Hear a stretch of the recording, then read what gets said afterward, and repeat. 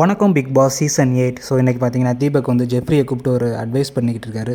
So ஒர்த்தான advice for his career அப்படின்னு கூட சொல்லலாம்.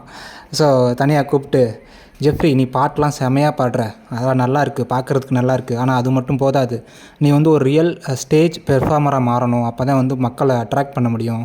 ஸோ பாட்டு பாடினா மட்டும் போதாது, எந்த அளவுக்கு அதை வந்து மெருகேற்றி அடுத்த ஸ்டேஜுக்கு கொண்டு போகணுமோ அந்த வேலையை நீ இனிமேல் பாரு. ஸோ பாட்டு பாடுறது மட்டும் போதாது. நான் எதுக்கு இதை சொல்கிறேன்னா, நீ பாட்டு பாடும்போது நான் கவனித்தேன்.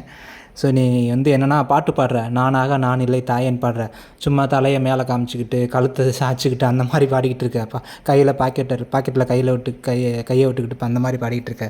ஸோ அதெல்லாம் வந்து ப்ளேபேக் சிங்கர் லெவலில் போயிடும். ஆனால் ஸ்டேஜ் பெர்ஃபார்மராக மாறணுன்னா அதுக்கு வந்து நீ இன்னும் நிறையா கற்றுக்கணும். நிறையா வீடியோஸ்லாம் பாரு, நிறையா பேரை ரெஃபரன்ஸ் எடுத்துக்கோ, அனிருத்லாம் பாரு. ஸோ அவர்லாம் எப்படி ஸ்டேஜில் பெர்ஃபார்ம் பண்ணுறாரு அப்படிங்கிறத பார்த்து கற்றுக்கோ.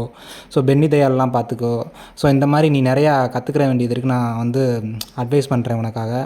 திருப்பி வந்து எனக்கு அந்த மாதிரிலாம் யாரும் சொல்லலை, அதனால் எனக்கு தெரியலை அப்படின்லாம் இனிமேல் நீ சொல்லக்கூடாது. ஏன்னா நான் சொல்கிறேன் உனக்கு. ஸோ அந்த மாதிரி நீ வந்து ரெஃபரன்ஸ் எடுத்து அடுத்த லெவலுக்கு உன்னை எப்படி கொண்டு போக முடியுமோ அந்த லெவலுக்கு நீ வந்து உன்னை வந்து தயார்படுத்திக்கோ. அதான் வந்து நான் சொல்லுவேன். ஏன்னா எனக்கு நீ வந்து நல்லா இருக்கணும் ஃப்யூச்சரில் அப்படிங்கிற ஒரு காரணத்துக்காக இதை வந்து உன்னை தனியாக கூப்பிட்டு சொல்லிக்கிட்டு இருக்கேன் அப்படின்னு சொல்கிறாப்புல. அடுத்து வந்து இன்னொன்று சொல்கிறாரு, இந்த பிக் பாஸ் கொண்டாட்டத்தில் பார்த்தீங்கன்னா உன்னே தான் நான் பார்ப்பேன். ஸோ பயங்கரமாக பின்னி பெடல் எடுக்கணும். ஸோ எல்லோரும் பார்த்து ஆச்சரியப்படணும், என்னடா ஜெஃப்ரி பாட்டு தான் பாடுவான்னு பார்த்தா பயங்கரமாக ஸ்டேஜில் இப்போ இவ்வளோ பெர்ஃபார்ம் பண்ணிக்கிட்டு இருக்கான், ரியல் ஸ்டேஜ் பெர்ஃபார்மராக மாறி நிற்கிறானடா அப்படின்னு சொல்லிட்டு ஆச்சரியப்படணும். ஸோ அதுக்கு வந்து நீ தயார்படுத்தியும் நிறைய வீடியோஸ்லாம் பாரு, எப்படி காஸ்டியூம்லாம் யூஸ் பண்ணணும், மைக்கேல் ஜாக்சன்லாம் பாரு.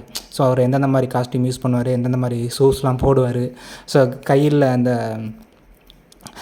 இதெல்லாம் கையில் போடுறது, அந்த கழுத்தில் மாட்டிக்கிறது, ஸோ அந்த மாதிரி ஐட்டம்ஸ்லாம் வந்து நீ நிறையா கற்றுக்கோ.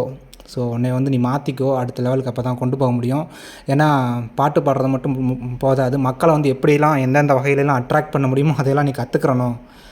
அப்போ தான் வந்து மக்கள் வந்து உன்னை வந்து மக்கள் மத்தியில் நீ வந்து நிலச்சி நிற்க முடியும். இல்லைன்னா வந்து இதாகிடுவேன், காணாமல் போயிடுவேன். ஸோ நிறைய பேர் அந்த மாதிரி போயிருக்காங்க. அதனால் வந்து அந்த டைமுக்கு இந்த இப்போ ட்ரெண்டிங்கில் என்ன இருக்கோ அதுக்கு தகுந்த மாதிரி உன்னுடைய அந்த அட்டையர் எல்லாத்தையும் மாற்றிக்கோ. So this is my advice. நீ வந்து எடுத்துக்கிறது எடுக்காது உன்னுடைய விருப்பம், பட் வந்து என்னுடைய கடமை நான் சொல்கிறேன் அப்படின்னு சொல்லி ஒரு க்யூட்டான அட்வைஸ் வந்து கொடுத்துட்டு போயிட்டாருங்க. ஸோ செம்மல நானும் கூட பார்த்தேன், அவன் பாடும்போது சும்மா பாக்கெட்டுக்குள்ளே கையை இட்டுக்கிட்டு சும்மா மேலே பார்த்துக்கிட்டு கீழே பார்த்துக்கிட்டு அந்த மாதிரி தான் பாடிக்கிட்டு இருப்பான். ஸோ தீபக் சொன்ன அட்வைஸ் வந்து செம ஒர்த்து. இந்த எடுத்துக்கிட்டு வந்து அடுத்த லெவலுக்கு போனான்னா பயங்கரமாக இருக்கும். பார்க்கலாம். இதுவரை இந்த மாதிரி எந்த யாரும் அட்வைஸ் வந்து கேரியர் க்ரோத்துக்கு வந்து இந்த மாதிரி அட்வைஸ் வந்து யாருமே கொடுத்ததில்லைன்னு நினைக்கிறேன் ஜெஃப்ரிக்கு. Very worth. So Deepak genuine அப்படிங்கிறத காமிச்சிட்டாரு. தேங்க்யூ.